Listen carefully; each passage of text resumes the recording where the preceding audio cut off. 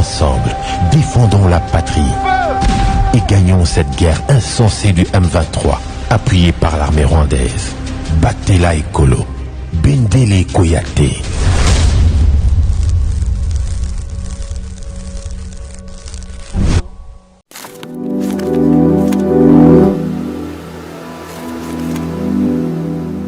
Nabande kobanso ya GKM télévision boye malamu na émission na bino grand débat ezali moko ya ba émission oyo wapi ekota kapenza na bozindo na matali actualité politique ya République démocratique du Congo kasi tolobelaka nyonso kati na émission oyo. Merci na confiance pe fidélité bozali kopesa na biso. Merci na bande kobanso, merci na ba remarque pe ba suggestion bozali kotinda na biso. En tout cas tozali koyamba yango na motema moko. Merci mingi, merci une fois de plus na apôtre Gérard Kabeya o apesa biso libaku ya kozala une fois de plus liboso itando ike na bino.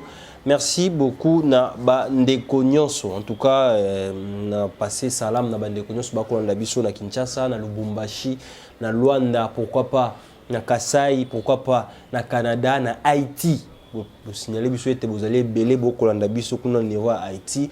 Toujours derrière la République démocratique du Congo, Bendele Ekoyate, tozala toujours ba FARDC ezali eloko moko ya malamu tokolobala sikawa na émission à lelo tokolobela calendrier électoral aux ezaki bongo publié par président Nseni ou seleki bongo na ko publier bokolanda ngo pe na ba détails 4 vidéo na émission et puis tokolanda une fois de plus réaction ya mwana mboka Lambert Mende ya seleki bongo na ko réagir par rapport ya calendrier oyo esalaki oyo pesi confusion na comité international pe na ba mafieux internationaux ebele pambate bakanisaki ete Félix Tshisekedi akoleka bongo na glissement. Tokolobela pe deuxième lot yaba ya armée kenyenne oyo esili bongo kokoma na ville province ya Goma o bazaki na Goma bakoma na Goma baye pe na bibundeli cette fois-ci tozozwa voix nini ya ko attaquer une fois de plus les rebelles ou comment toko solo la yango 4 na émission pamba te boyebi 48 heures basile bongo ko pesa na ba M23 esili déjà na ko expirer to moni réaction moko esalamité kasi lelo ezali mokolo oyo toye une fois de plus na ba révélation sikapé na makambo ya sika par rapport ya maimazali koleka na Est République démocratique du Congo ko banda année ezali ko ya mwana nyonso azali na université azala droit ya ko bénéficier na formation militaire. On estaki bongo ministre essu bongo ndasiaki kozwa décision to persaki bongo kotalisa na gouvernement kozwa formation militaire mona nyonso azali kotanga na université azala bongo na connaissance militaire ezali quand même eloko moko malamu to ya mabe to kolobelango katikati na émission oyo. Et puis on parlera Union européenne azali toujours na ko condamner Rwanda. Ezali condamnation à hypocrisie, ezali genre nini ya condamnation parce que États-Unis a condamné Rwanda, to moni Union européenne ba pays belé si bon na condamné Rwanda kasi solution ya malonga ezali kobimate to kotala pe vidéo ya banyamulengo bazali ko dénoncer bango balingi kimia kasi ezali na ba M23 bazali kokosela bango makambo ete balimba simba minduki ete balimba kota na ba voix moko ya trahison. Et puis on parlera aussi de bouclage o esila ki bongo na koleka na commune ya Selemba ou en tout cas basala ki mosala ya kolokota bakuluna. En tout cas félicitations mingi na général Kasongo bokolanda yango na bilili oyo puis ba bourgmestre basili bongo na ko changer bango ba changer ba bourgmestre ezali na ba bourgmestre mibale moko bakota depuis 2004. Il s'agit bongo de tété climatiseur babengaki bébé climatiseur et de kadima wazaki bongo na commune ya Kasavugo kepoto ye oyo kokuta eka na place wana voyager ye okuta eka kazalaka bourgmestre. C'est comme si ba botaki na place en pose à la bourgmestre lelo basil bon koko ya suite ya ba nomination esili ko ça. Mais puis tokolobela o toko sukisa na yango penza et sali moi pasi ko remarquer si ka bande ko biso bazalaka soki bakufi tokenda koti ya bona ndako ya malili otobengi na français morgue. En tout cas morgue o to sali constat ki morgue ya hôpital général des références ya makala oyo ezali bongo sanatorium babenga yango sanatorium kasi ezali pe na morgue nango ezali kopesa solo makasi aux environs ya banyonso ozali nzinga ya hôpital wana tokolobela pe pamba te ntango hôpital wana créamaki na kala ezalaki na objectif moko ke bato bazalaki kobela maladi ya kati nde bazala esika wana kasi lelo kola Kinshasa ezali kotekama lokola lipa nango bato bazali kocombler bavide oyo ezalaki lelo ekoma bato bakoma aux environs ya hôpital. Bien sûr, hôpital et quand on esika ya monene kasi bato bazali pe nzinga ya hôpital wana oyo bazali ko souffrir na ba odeur ya morgue ya sanatorium. Merci mingi na ba abonné bien boye malamu une fois de plus na émission na bino grand débat ezali na mbala liboso ya kolanda émission na biso grand débat to singa keloko BC moko au s'abonner na chaîne et puis aux ba notification pour aux notifications ba vidéo na biso ekotaka pourquoi pas ko partager lien na bandeko banso ba kolanda biso bipai na bipai donc merci pour la confiance oyo bozali kopesa biso une fois de plus tokolobela ba matali calendrier ezalaki ba congolais bazali kozela en tout cas epesaki moi ba divergence bisika ebele ba msuba lobi kozala te ba msuba lobi élection kozala msuba lobi élection kozala te msuba lobi élection kozala cette fois-ci to mona ki yango cette fois-ci to moni pe mokolo avant-hier to moni bongo ministre dani to moni bongo président Seni Denis Kadima sili bongo na ko publier calendrier électoral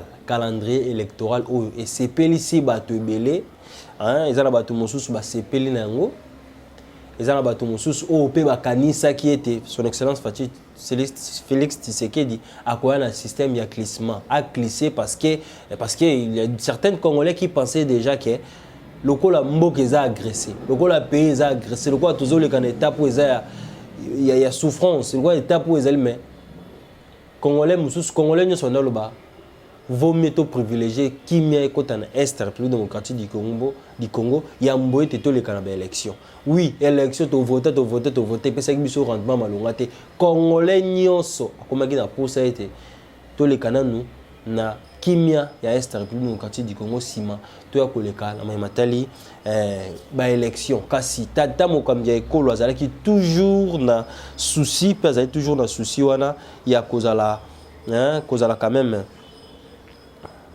il y a toujours na souci wana ya organiser ba élection na délai constitutionnel ndenge délai constitutionnel esengi et ngoye pété calendrier sil na kobima donc le 20 décembre 2023 congolais nyonso akozala na facilité ya ko voter moto ya kopona azwa ebonga ya République démocratique du Congo comme challenge nezalaka tata mokonze comme ya ekolo akozala une fois de plus akopostuler pe na bandeko mususu bakozwa chance ya kopostuler bazala une fois de plus liboso ya ba scrutin et pe biso ba congolais biso ba congomani to kokende ko voter na bandeko po ba ko voter moto yo zali a choix parce que vote ezate ke au voter o ngana voter te vote eza libre au voter o pona yo sengela za la président tata mokambi ekolo pasi ko sala oya ye yo pe kongolo kotala bila tata mokonzi ekolo cette fois-ci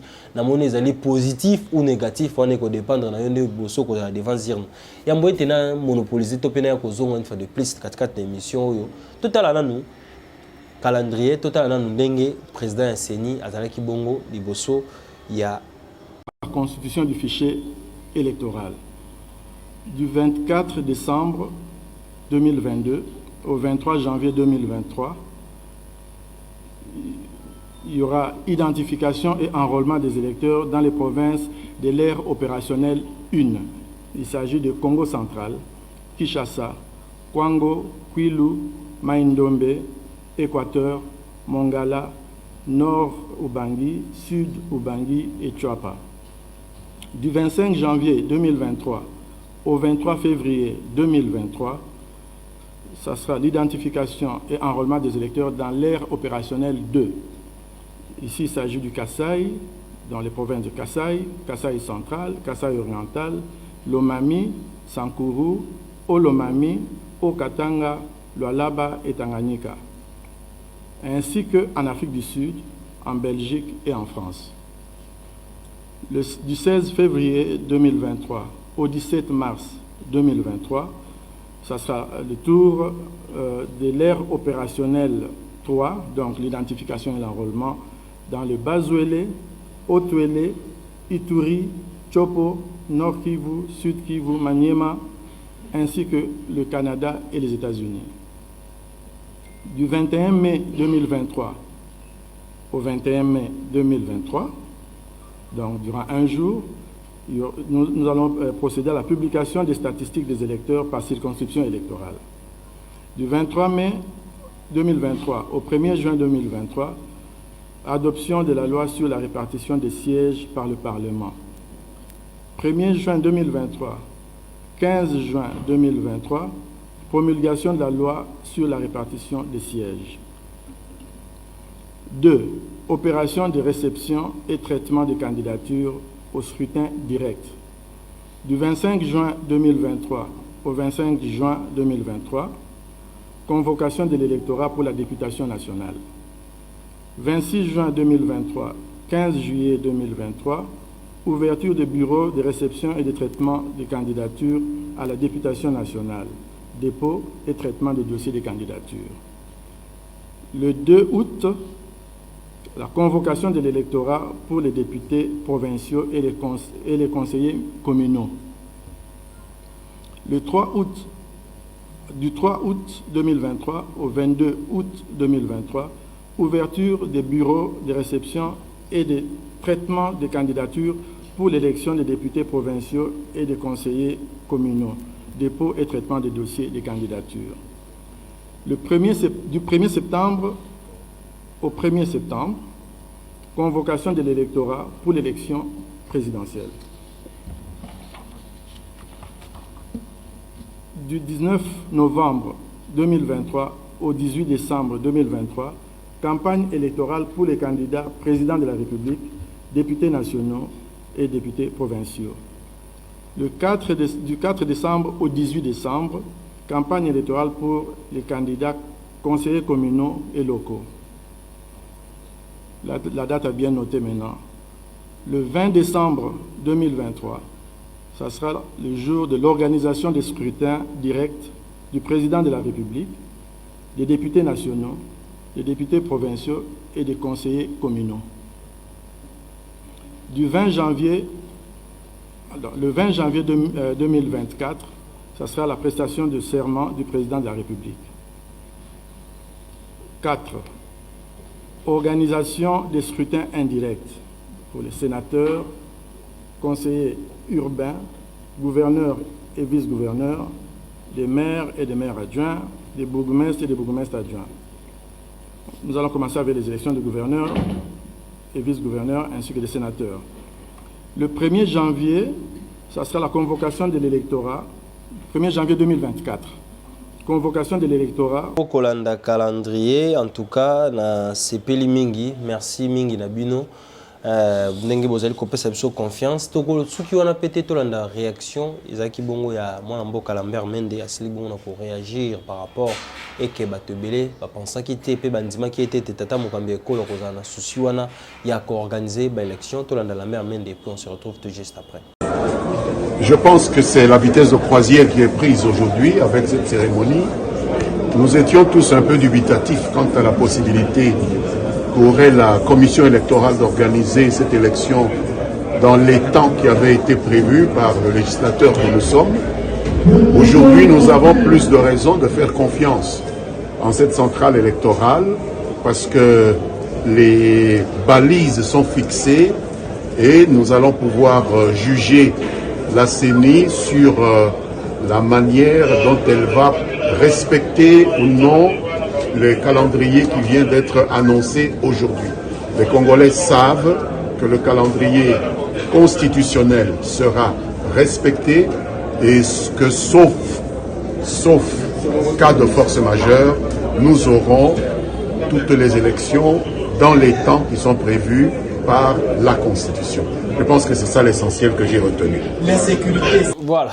wana bolandi Lambert Mende asili bon na koloba donc ezali pe na bandeko ebele ba pensa que tata mokambi ekolo akoclisser tata mokambi ekolo akoluka ba procédure par-ci par-là mais tata mokambi ekolo Félix Tshisekedi quelque chose toujours franc na ba discours na nyonso est-ce que a co-respecter délai constitutionnel peut aussi commoner parce que soki azaki na makamte azaki na makanisi ya koclisser alingaki asala ngona ba lolenge sengeli kasi tomoni tata mokambi ekolo azali toujours na idée wana ya kokende toujours na mapono mpamba te azali sûr na ye tata mokambi azali sûr na ye par rapport à ba réalisation et salami même na matali guerre à est république démocratique soki le toza na moins évolution c'est parce que on a vu la volonté des chefs de l'état tata mokambi ekolo atie volonté na ye po te bandeko nyonso bakota na armée atie misolo à disposition pe budget mboka kolobela kutu te on les a biloko eko ezali moko ba favori to éviter l'adversaire soko obima wapi parce que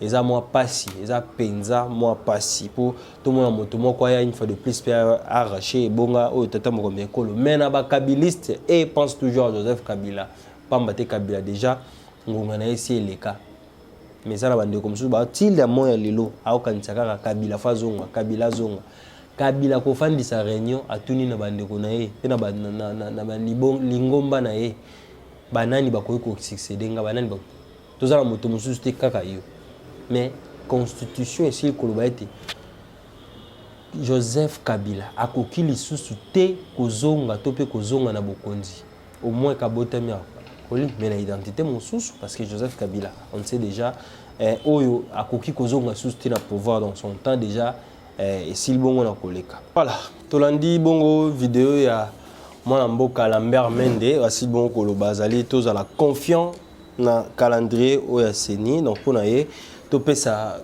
seni oyo confiance makambo eko zala bien tolobela une fois de plus makambo etali armée kenyenne tomoni deuxième lot ya armée kenyenne esili bongo koya na Goma et s'il y a bon na Congo, baillé pour la deuxième fois avec force cette fois-ci avec de matériel de guerre.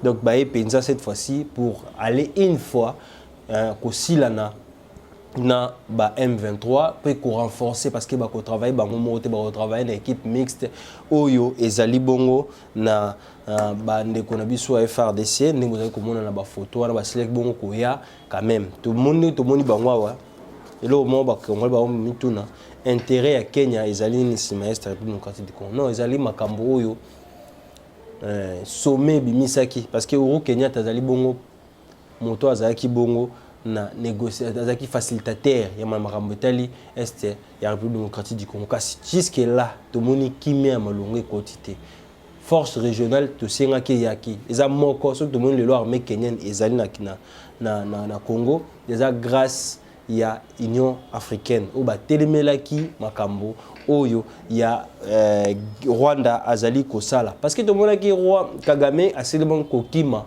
na Nairobi kokima bon na Luanda kokima na Luanda ya Kagame je ne sais pas si vous voulez s'en foutre du chef de l'État mais ezaki na makambo moko et batem na c'est pourquoi la communauté internationale azali toujours donc soutenir Kagame.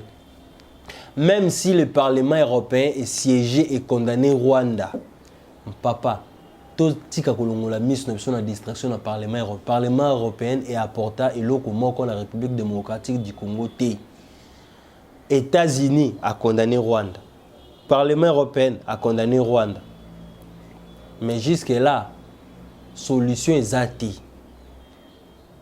Oui, Uhuru Kenyatta a RDC, à Longo RDC. À Rwanda, à RDC, à Angola, à Angola, solution est zoamité. Il faut que la solution moko, le lingue moko. Mais dans une façon où le président de la République a bon tenir discours, ils ont déjà modèle ya kokende to mais makambo kende na guerre. Mais guerre politique, ils ont guerre to le lingue batonyo so ba cause là. Il fallait faire ceci, il fallait faire cela. Ce n'était pas ça.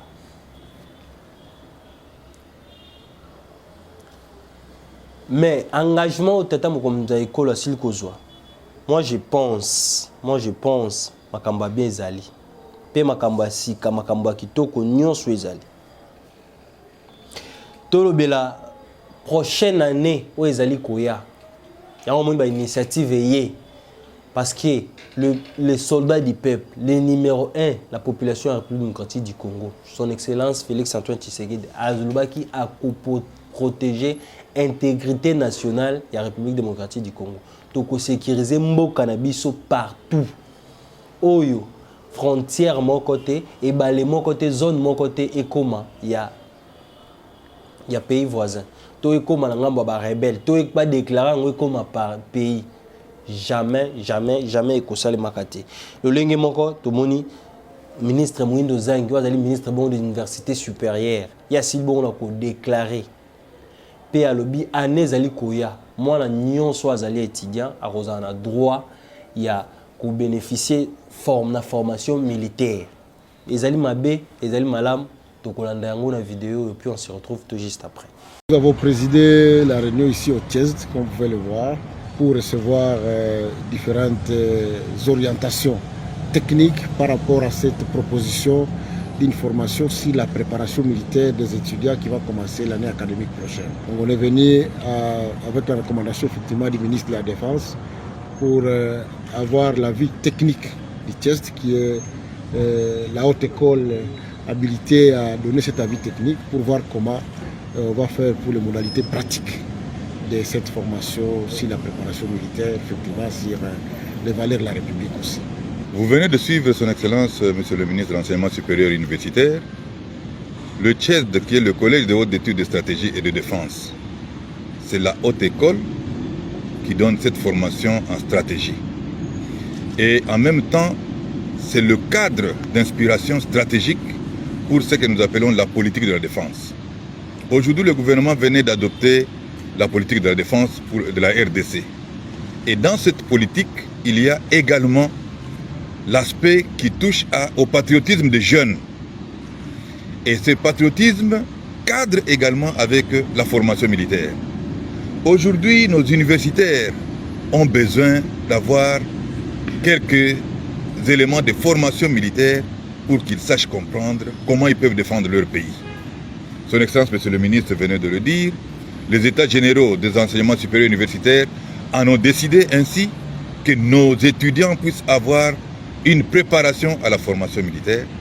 Et le TIESD étant le creuset de cette inspiration stratégique, quoi de plus normal que nous puissions échanger avec l'autorité de tutelle de l'enseignement supérieur universitaire pour que nous puissions arriver à voir ensemble quelles sont des orientations qu'on peut prendre sur les modules qui peuvent être donnés dans nos universités d'enseignement supérieur pour préparer nos jeunes futurs cadres de demain à avoir cet esprit de la défense et à défendre réellement leur pays.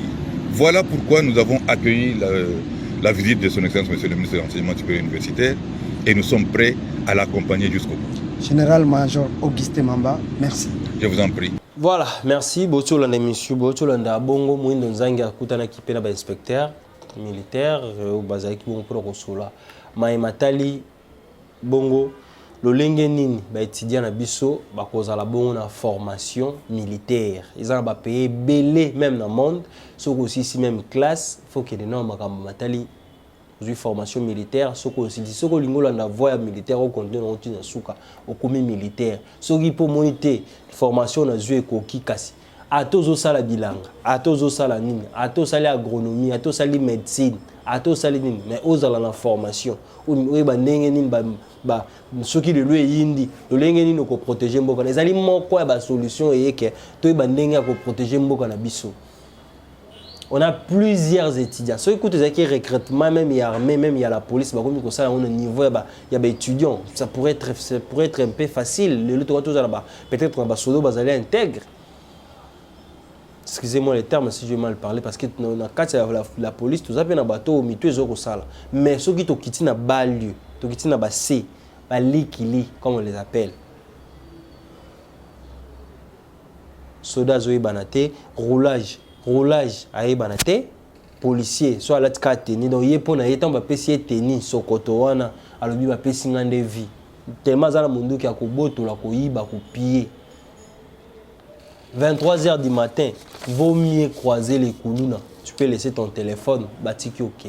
Mais soda, au kanisi okuta na moto à sécurité, ou à protéger yo. Yo moko au comité à Kobang. À Kobo, tu as infraction à tous les mikanda, tous les mukanda, dans la carte d'électeur, cause infraction, maman n'a mou comprenant. Et que la vie n'a pas mobimba. Et ça, quand même, une idée à malam. Parce que même le recrutement, les leçons de renforcer la police, surtout renforcer les forces armées de la République démocratique, même au niveau de l'université, il y a plein de jeunes, étudiants belés. Pourquoi pas peut-être intégrer l'armée, toujours dans le cadre, il y a que défendre la patrie na biso. Mais ngai nazali sûr et certain. Comme ça, bande de connus sur la biso, un directeur d'un parti AGKM Télévision. Guerre, il y a Est, la République démocratique du Congo, et aussi là. Et ça guerre, c'est éternel, et aussi là. Parce que tata, mon comme l'école, le roi, il y a une décision. Il y a côté les mais la paix à yebi, ou à pesika guerre et outaki. À côté na souci wana. Alors, pour se sentir dans un président, il faut qu'il me côté na Est. Le lotomoni, grâce à Félix Antoine Tshisekedi, ba matériel ya sika, biloko ya sika. Nao ba rebelle ba koti ko embargo tozana embargo ba rebelle ba ko sundula minduki ba koti ka minduki to komina ba avion de chasse to komina ba hélicoptère de guerre. Chine a renforcé dans on appelle ça ming Longonia na son excellence Félix Antoine Tshisekedi na chef d'état-major Christian Chiwewe na chef d'état-major adjoint chargé des opérations militaires, Chico Chintambo. Tous a toujours éveillé pour que Kengela, Est la République démocratique de Nabiso. Formation militaire pour dans l'université, même ceux qui sont dans l'humanité. Il faut pas bénéficier de déjà notion militaire. Le lengeni yako pour lobby pour protéger mboka na yo. Toza dans pays mususu na rappelons ba te belé toza dans pays mususu si certains disaient bazar na bon mal chance ya robota ma congolais mais nous on va être fiers ya aux congolais parce que toza dans pays moko ça très vaste te kitoko na ba kita ebelé lelo na Rwanda milelo ezokota malembe il y a des enfants au bazolongo banda kuna bazokota ba armé na makasi muto yebi na ko simba munduki te ko beta munduki te batinde maman na Franck Ndobuni akomi kuna bozomona ndenge lolenge zosuki la bango bibembe belé e kufi na Rwanda na ngaba Est République démocratique du Congo pe bazo continue toujours Rwanda zo continue drone moko ba M23 ezaki bongo détruit par ba FRDC suite avec ba revaki yango ba BBC yango. Le modèle autorité kokende na guerre, moi je vous assure. Malembe guerre ko sila ya moite avant to kota 2023. Et vous en a prise définition moko ko beta mabunagane ko zala tomber pe ko zala et ko s'appelle sabatonyonso. M23 a boyi kolongwa na territoire ya République démocratique du Congo. Aboyi kolongwa mais tant bazo benga makita ya kokutana ba négociation ba facilitateur M23 bazo lobelo oté Kagame ndem to ki ne ko présenter ba mais après baboyi oh nous le M23 oh on fait ceci on fait cela suko itango ebandi musala vous avez fait binomo bosali ba communiquer à kolela bazo attaquer bisoté ba komi ko boma population ba komi ko sala ba komi ko sala soki batinda kibino bokate bokota bobima RDC nde bobalisa mindoki bokende et pas commanditaire na bino boy bisaye kete tana epia kolongo na pouvoir ekoki parce qu'il y a certains présidents déjà il faut fatinde mta okoti la bango démocratie na mboka ngiye moko abi démocratie te bika na fanda wana fandi ne sika na ye pona ye place na ye pour babota ki azalaka président. Les autres ministres de Msubato ou les Ganamboka, ils ont pour la décentralisation. Ils ont la décentralisation des années, comme aussi des bourgmestres. Nous avons un point de bourgmestre. Merci, Zaïd Demoka Malamou. Tout le bénin fois de plus, tout le monde batouti. Batouti, au Bazaliawa, il y a qui vont makambo, peuple moko moké, la minorité, les minorités, reporter ça bango. Article 110, il faut battre en malam. Il y a constitution. Article 110. Article 110. Article 110 et article moko faut ba revoir yango makasi. Tokota na vidéo ba tuti otomoni ba silbo na ko jeune moko tuti silbo na ko bimisa penza ba secret na maima ko leka kuna bali ko kosela ba makambo M23 salibo ko leka ko kosela ba makambo. Tokota lango et puis on se retrouve tout juste après. Je suis en Ngungu ici. Je suis juste à l'entrée Morambi. Je suis dans les fermes de Kasuku. Je vais vous annoncer que les Tutsis, comme les M23 ont dit, ils sont dans leur maison, dans leur travail de chaque jour. Ils s'occupent de leur vie. Ils ne s'en fichent de ce que les M23 disent. Ils ne sont pas comme ils ont dit dans les hôpitaux et dans les églises, comme ils ont dit. Vraiment, nous sommes en paix. Nous voulons la paix plus que ce que nous avons ici. Mais je vais dire que nous sommes en paix par rapport à ce que les ennemis disent. Merci beaucoup. Ici, c'est Ngungu, comme vous le voyez. C'est un pâturage, c'est le pâturage de Ngungu. Me voici avec le motard qui m'amène à Goma. Tout de suite, je rentre. Mais je dis tout que nous sommes en paix et nous voulons la paix qui est durable. Nous ne voulons pas des propagandes des ennemis comme le M23 qui ont dit que les Tutsis sont tous dans les hôpitaux et dans les églises. Merci beaucoup. Tout sur le plateau, en tout cas, bande konapso banyamulenge bazakuna to benga ba bande ko parce que to faina bango timing na Congo. On fait pas la discrimination ici. Oh to bandolo baboye to sala boy to sala boy. Non. Vital Kamerhe pour naé à lui, il faut toujours privilégier le voie et dialogue. Mais nous, le gouvernement, le Sénat, partout, Parlement, tout le bi, pas de négociation avec les rebelles. Donc on négocie les rebelles pour te négocier nini. Ça lui tourner dans l'Est République démocratique du Congo. Quand il y a une solution parce que voilà, yondo simbi Est République démocratique du Congo. Malheureusement, on n'a rien récolté. De ce que Vital Kamerhe nous a mené, tout le monde a une histoire. Il y a une histoire qui a été dans la prison.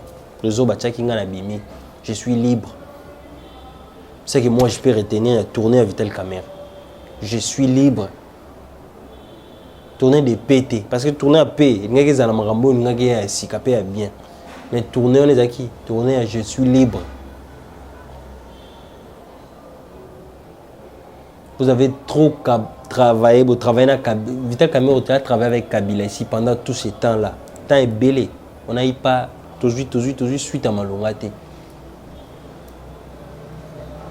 Tozelara livre pourquoi j'ai quitté Joseph Kabila. On a souri. On te confirmer. Mais pour l'instant, tout ce que tu peux dire aux Congolais, les Congolais déjà comprendre. Quel que soit aujourd'hui le Lozali Banda, mais tu as pour au perdre des gens dans la crédibilité aux acquis dans le Liboso. Ils ont le soutien. Tokolo Belapé, bouclage ou Salamaki, Bongo, na commune ya Selembao, Topé Siming Longonia, na général Kassongo. En tout cas, modèle ya Boende Tozaki na poso sa mosala. Kofanda parce que Koulou n'est comme dominer yo. Yondo za l'actualité, Koulou n'est pas dominé de plus en plus. Total la image yo, o bakitaki bongo na Selembao, basala ki bouclage, en tout cas, plus de 400 Koulou na. C'est dans Maboko, il y a FRDC, Tolanda, et puis on se retrouve tout juste après.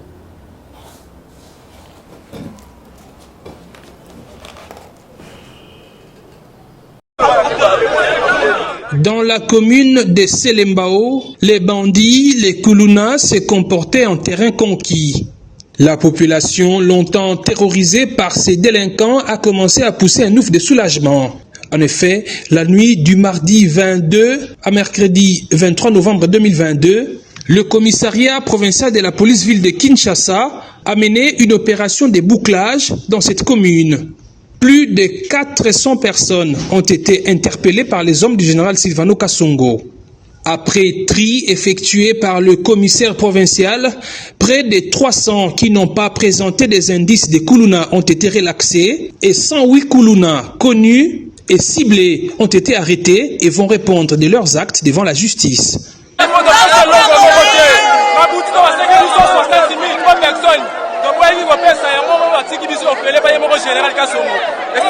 Papa général akanga ba bakulu na ba nyoko la batu bana na biso bazali nyonsa tosepele papa général nzamba pambola ye général asali musamu na biso tozaba innocent toyete logo te bakulu na bakangi bazali awa.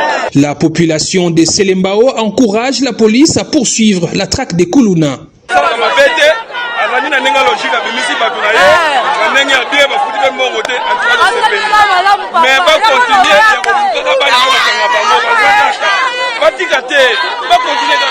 Le commandant de la ville a lui appelé la population à une collaboration courageuse avec les forces de l'ordre pour éradiquer le phénomène Kuluna. Nous demandons seulement à la population de collaborer parce que nous ne sommes pas des magiciens. On a quand même nos services de renseignement. Il faudrait que la population collabore, les notables et les autres, pour nous donner des preuves tangibles, des données des gens de Kuluna. Nous avons notre cartographie bien sûr, mais il faudrait qu'il y ait une collaboration pour que les innocents ne soient pas arrêtés. J'espère que les habitants de Selembao vont vivre maintenant dans la quiétude. La justice qui est là, comme ces gens que nous venons d'arrêter, s'il y a des victimes, nous encourageons ces victimes de venir à la police pour charger ces gens, pour que la justice soit équitable. Le bourgmestre de Selembao a loué le travail abattu par la police qui vient de débarrasser sa commune des grands Kuluna et bandits bien connus de la population. Vraiment pour moi, je suis satisfait. Je suis vraiment satisfait pour les gestes que la police vient de faire. C'est pour cela que je voulais d'abord féliciter, remercier le général Silvano Kasongo, ses collaborateurs et toute la police qui vient d'effectuer ce travail. Vraiment, Selembao est un terrain de spectacle de Kuluna. Parfois, vous pouvez avoir autant de coups de fil. Là-bas, il y a des Kuluna, de l'autre côté, il y a des Kuluna. On ne voyait pas comment faire. Mais aujourd'hui, la police a mis le main sur ces Kuluna-là, sur ces inciviques. Vraiment, félicitations à la police. Lors du débriefing de l'opération, le commissaire provincial qui a félicité ses troupes qui ont travaillé dans l'abnégation les a tout de même appelés à plus d'ardeur dans la lutte acharnée contre le phénomène Kuluna. La dotation en engins motorisés faite dernièrement à la police prouve à suffisance que le président de la République et commandant suprême des FARDC et de la police nationale, Félix-Antoine Tshisekedi Tshilombo, veut optimiser les capacités opérationnelles de la police, surtout en cette période de fin d'année, afin que chaque Kinois passe les festivités dans la sécurité et la paix totale.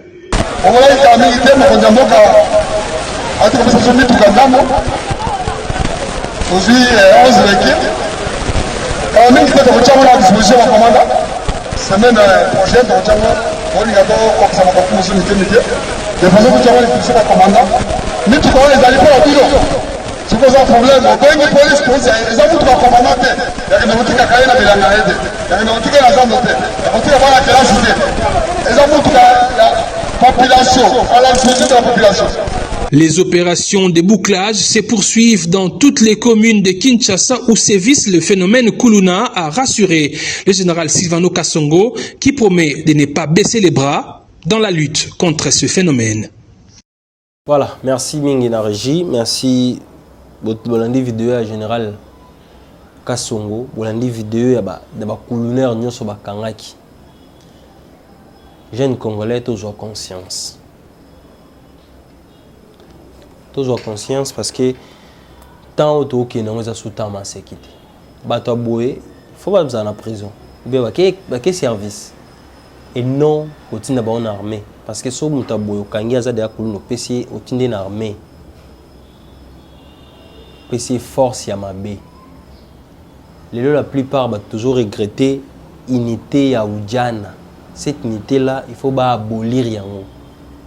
Toujours regretter parce que ce sont des Kulunaires au Bakangaki pendant que ce temps Kabila était au pouvoir. Bakangi Bango, baki kotinda bona formation militaire baki tinda bona formation pour bazoba comme la police nationale bango nde baza au terre ya babavire ebele ezokosalema na Kinshasa.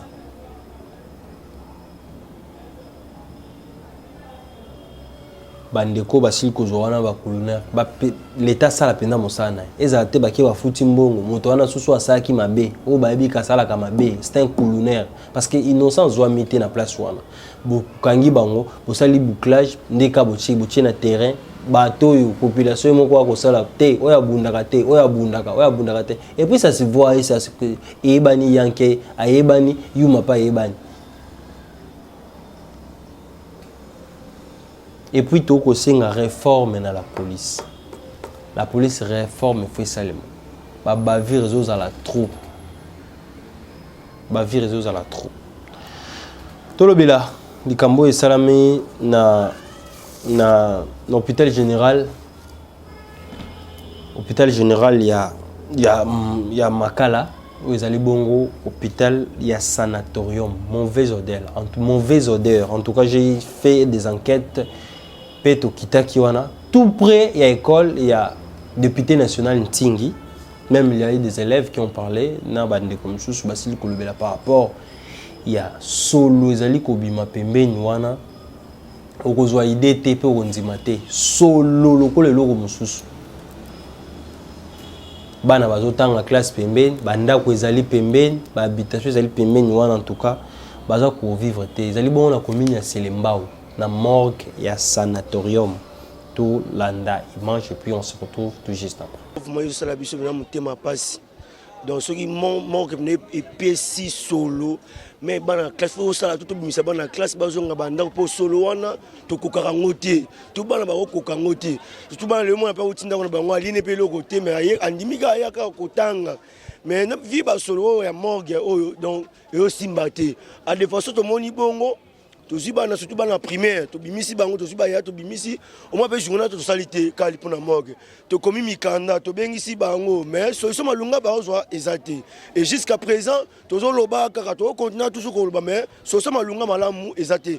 C'est pour ça que je demande c'est moi na gouvernement surtout na l'état na biso que a l'occasion solution soit morgue oya sana awa car les alaki que Tanesi bazai belé koto na environ na avenue oyo na quartier Inga bazai belé morgue vraiment awa donc ils ont fait ça pendant solo moko grave. C'est pour ça que nous souhaitons que net ba morgue boyo ba tonga la biso ba fin fond net ma kasangulu net morgue to na kasangulu ba mitendi ba fin fond ba même bazate on sala bien mais ah penza ba bazandinga ndinga ba restaurant ba olia ba ba osaka na ba solo ba morgue donc kokati yango peut-être ce soit malade.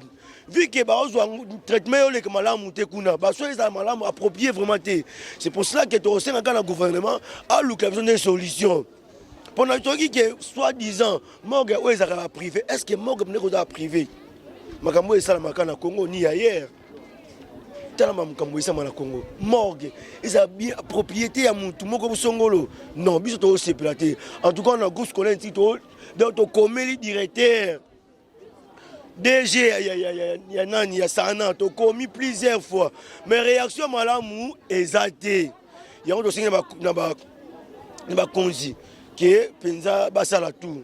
Ba l'occasion solution penza awa pour que qui me quand même une école, bana miki basala malam, nous aussi c'est passé qui te vraiment.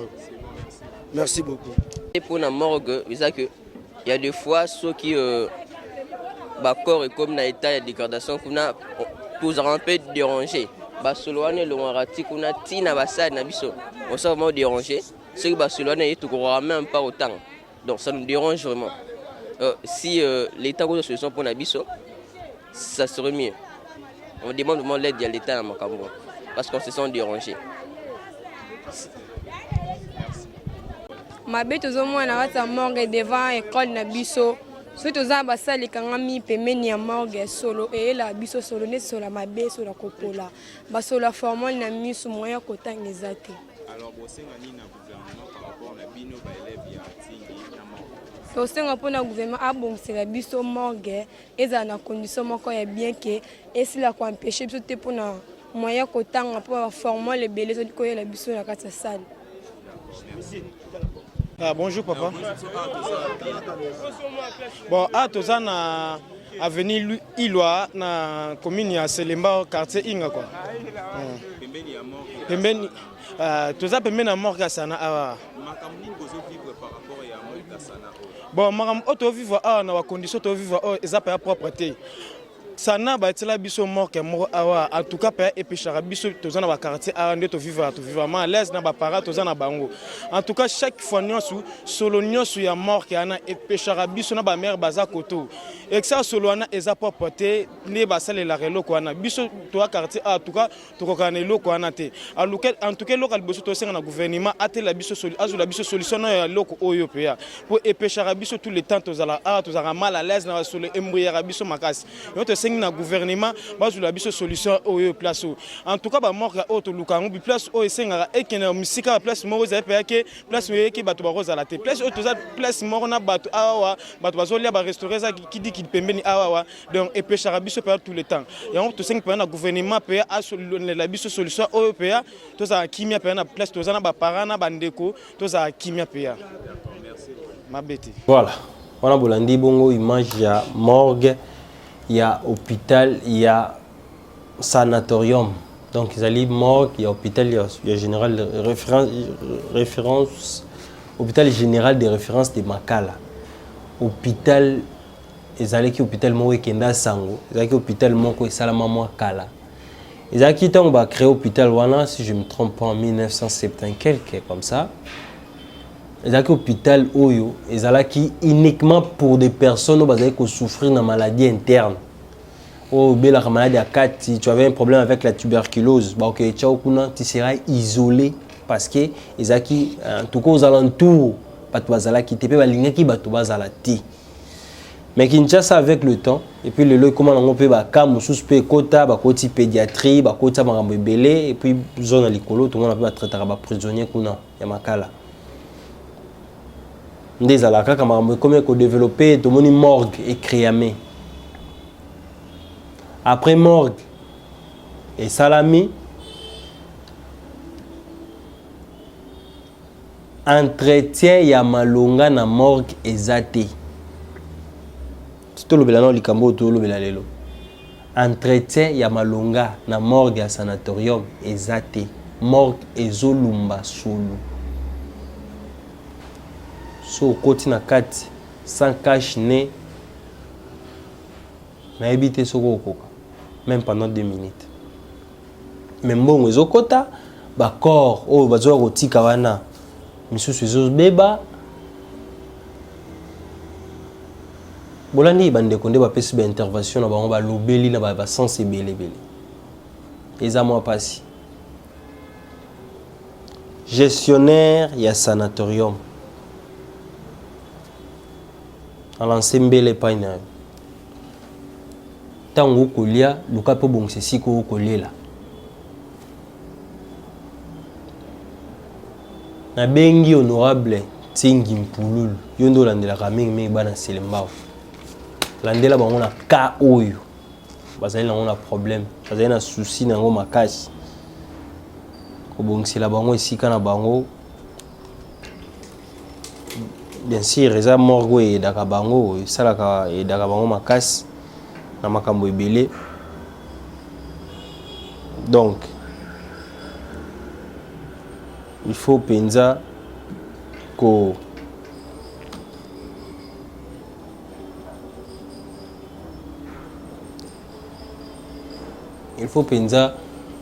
aider population ya kuna